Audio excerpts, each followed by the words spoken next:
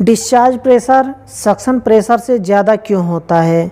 एक बार फिर से मैं बोलता हूं ताकि आपको अच्छे से समझ में आ जाए। सक्शन प्रेशर कम होता है, डिस्चार्ज प्रेशर ज़्यादा होता है। किसी भी रेफ्रिजरेंट को ले लें, R22, R410, R32, R134, कोई भी रेफ्रिजरेंट हो, डिस्चार्ज प्रेशर ज़्यादा होता है और सक्शन प्रेशर कम होता है। ये मुझे लगता है कि आप समझ गए होंगे कि किस टॉपिक पर मैं बात करने वाला हूँ। काफ़ी इम्पोर्टेंट है, मुझे लगता है कि पूरे यूट्यूब पर ऐसा वीडियो नहीं मिलेगा आपको, इसलिए वीडियो को कंप्लीट देखिए। आज मैं एक एक करके मैं बताऊंगा कि आखिर डिस्चार्ज प्रेशर ज़्यादा होता है और सक्शन प्रेशर कम होता है। उससे पहले मैं बताना चाहूँगा कि अगर आपने हमारे यूट्यूब चैनल को सब्सक्राइब नहीं किया है तो चैनल को सब्सक्राइब कर लें। अगर आप हमारी वीडियो को फेसबुक पर देख रहे हैं तो फेसबुक पेज को फॉलो कर लें ताकि ऐसे ही वीडियो का नोटिफिकेशन आपको मिल पाए और वीडियो को देख पाएँ सबसे पहले। तो हम बात करते हैं टॉपिक की कि आखिर डिस्चार्ज प्रेशर ज़्यादा क्यों होता है। जब भी उससे पहले आपको साइकिल आपको समझना पड़ेगा, रेफ्रिजरेंट काम कैसे करता है, रेफ्रिजरेंट रन कैसे करता है। कंप्लीट वीडियो में बना रखा हूँ इस टॉपिक पर, नीचे आपको डिस्क्रिप्शन में लिंक मिल जाएगा, वहाँ से क्लिक करके उस वीडियो को देखिए। वहाँ पर एक एक करके मैं बता रखा हूँ, प्रैक्टिकल बिल्कुल समझा रखा हूँ कि किस तरह से रेफ्रिजरेंट रन करता है। इसमें भी थोड़ा सा मैं बताऊँगा ताकि आपको समझ में आए। रेफ्रिजरेंट जो रन करता है सबसे पहले कंप्रेसर से स्टार्टिंग होता है। कंप्रेसर क्या करता है, डिस्चार्ज फेंकता है और डिस्चार्ज जा कर के कंडेंसर में जाता है। डिस्चार्ज के बाद उसके बाद कंडेंसर से निकलने के बाद कैपिलरी में जाता है। कैपिलरी से होके लिक्विड लाइन के रास्ते से चला जाता है इंडोर में। आप देख सकते हैं साइकिल डायग्राम भी आप देख सकते हैं कि किस तरह से काम करता है, रेफ्रिजरेंट कैसे रन करता है। चला गया कूलिंग कॉइल में, इंडोर से वापस मोटे पाइप के रास्ते से यानी कि सक्शन लाइन के रास्ते से वापस कंप्रेसर में आ जाता है। कंप्रेसर से फिर डिस्चार्ज निकलता है, फिर कंडेंसर में जाता है। कंडेंसर से फिर कैपिलरी के रास्ते से लिक्विड लाइन के रास्ते से फिर चला जाता है कूलिंग कॉइल में, फिर वापस सक्शन लाइन के रास्ते से आता है। इस तरह से रेफ्रिजरेंट रन करता है। अब यहाँ पर कि सक्शन प्रेशर कम क्यों हो गया और डिस्चार्ज प्रेशर ज़्यादा क्यों हो गया? क्योंकि डिस्चार्ज प्रेशर ज़्यादा इसलिए होता है क्योंकि अब ये कंडेंसर में होता है ना कि कंडेंसर से आगे रेफ्रिजरेंट का रन पहले आप समझिए कि किस तरह से चल रहा है। कंप्रेसर से निकला, उसके बाद कंडेंसर में गया, कंडेंसर में जाके पूरा कंडेंसर में साइकिल किया, उसके बाद कैपिलरी से हो करके फिर लिक्विड लाइन में जाता है। अब बीच में क्या आया, कैपिलरी आया। कैपिलरी इसीलिए लगाया जाता है ताकि एक तरफ हाई प्रेशर हो जाए और एक तरफ लो प्रेशर हो जाए, इसीलिए कैपिलरी को लगाया जाता है।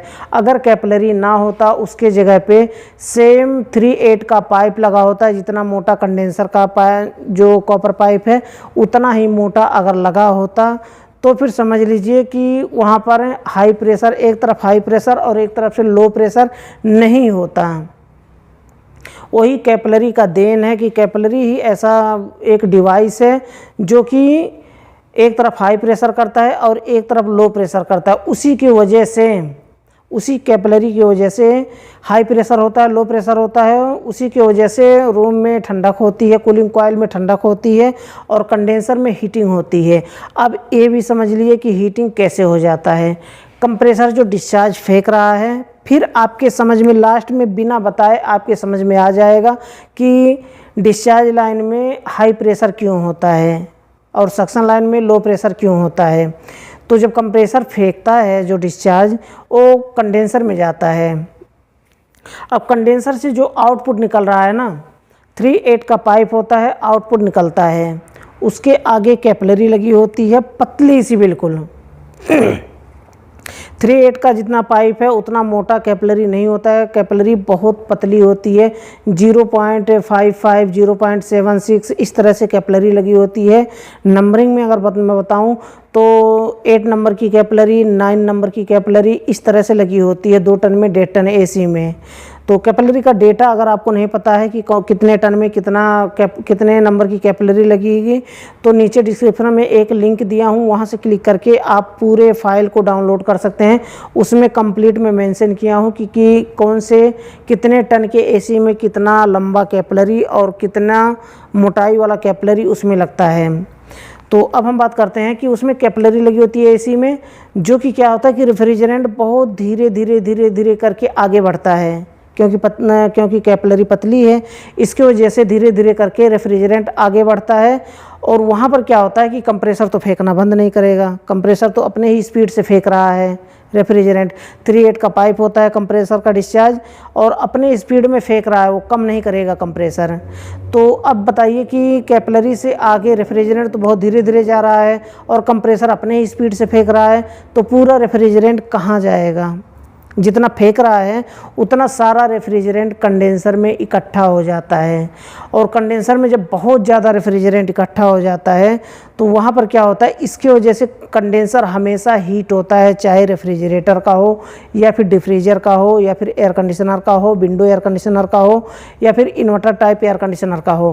कंडेंसर हमेशा हीट होता है इसी के वजह से कि वहाँ पर बहुत ज़्यादा रेफ्रिजरेंट इकट्ठा हो जाता है, इसलिए वहाँ पर हाई प्रेशर हो जाता है। अब देखिए सर्विस वाल्व में जो हम कैपिलरी से निकल करके सर्विस वाल्व के रास्ते से लिक्विड लाइन में जाता है, तो वहाँ पर जब हम लिक्विड लाइन में यानी कि डिस्चार्ज लाइन का जो सर्विस वाल्व होता है, ये आप देख सकते हैं, ये होता है डिस्चार्ज लाइन का सर्विस वाल्व। यहाँ पर जब गेज को हम हाई प्रेशर गेज लगा करके चेक करते हैं तो यहाँ पर सक्शन प्रेशर से ज़्यादा यहाँ पर बताता है, क्योंकि डिस्चार्ज लाइन यहाँ पर कंडेंसर में बहुत ज़्यादा रेफ्रिजरेंट इकट्ठा हुआ है। जितना कूलिंग कॉइल में है उससे कम से कम 4 गुना ज़्यादा रेफ्रिजरेंट इसमें इकट्ठा हुआ है कंडेंसर में। इसके वजह से अब देखिए, अब कम क्यों हुआ सक्शन लाइन में? क्योंकि जो कूलिंग कॉइल में है, कूलिंग कॉइल में उसमें कम रेफ्रिजरेंट होता है, लिक्विड फॉर्म में होता है और उसमें रेफ्रिजरेंट कम होता है, क्योंकि मोटे पाइप के रास्ते से खींच रहा है, जल्दी जल्दी खींच लेता है, इसलिए वहाँ पर रेफ्रिजरेंट कम मात्रा में रहता है। लेकिन यहाँ पर कंडेंसर में बहुत ज़्यादा रेफ्रिजरेंट इकट्ठा हुआ रहता है। तो इसलिए जब भी हम चेक करते हैं सक्शन प्रेशर हमारा कम बताता है और डिस्चार्ज प्रेशर हमारा बहुत ज़्यादा बताता है, 2 गुना 3 गुना ज़्यादा बताता है वहाँ पर डिस्चार्ज प्रेशर। यही कारण होता है। तो मुझे लगता है कि आप समझ गए होंगे। और साइकिल भी इसी तरह से होता है जिस तरह से मैं थोड़ा सा बताया हूँ। और भी डिटेल्स में आप देखना चाहते हैं, सीखना चाहते हैं तो नीचे डिस्क्रिप्शन में लिंक मिल जाएगा, वहाँ से क्लिक करके उस वीडियो को देखिए और सीखिए। तो यह वीडियो अगर आपको पसंद आया हो, आपके लिए यूजफुल रहा हो, तो वीडियो को लाइक ज़रूर कर दें। और लास्ट में बताना चाहूँगा कि अमरेश 11 टेक चैनल को सब्सक्राइब नहीं किया है तो नीचे लाल कलर का सब्सक्राइब का बटन है, उसे दबाकर सब्सक्राइब कर लें और बेल आइकन को प्रेस कर लें। अगर आप हमारी वीडियो को फेसबुक पर देख रहे हैं तो फेसबुक पेज को फॉलो कर लें, ताकि ऐसे ही वीडियो का नोटिफिकेशन आपको मिल पाए और वीडियो को देख पाएँ सबसे पहले। तो आज के लिए बस इतना ही था। अगली वीडियो में फिर जल्दी ही मिलते हैं एक नए टॉपिक के साथ।